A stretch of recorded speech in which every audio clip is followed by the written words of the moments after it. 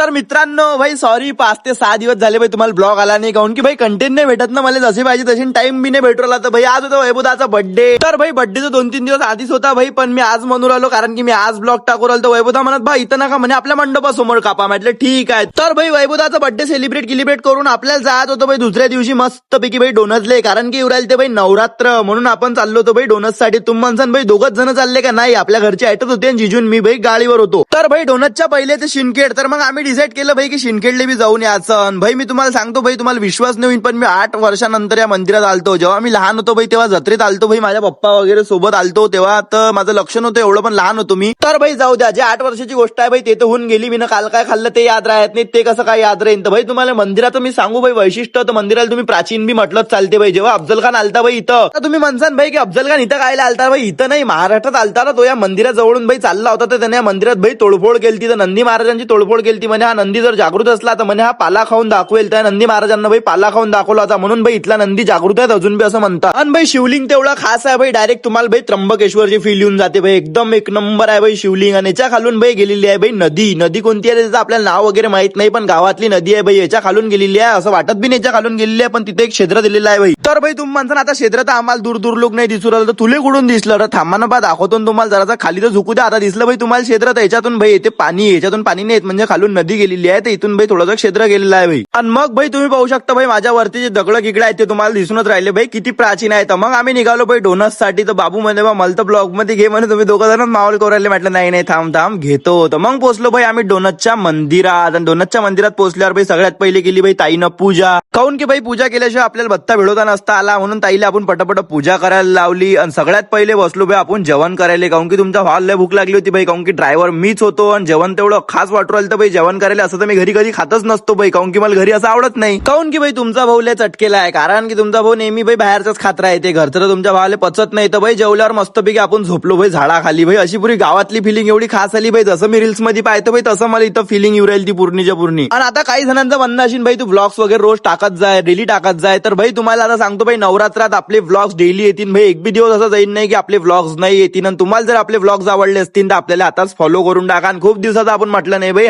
# आबा.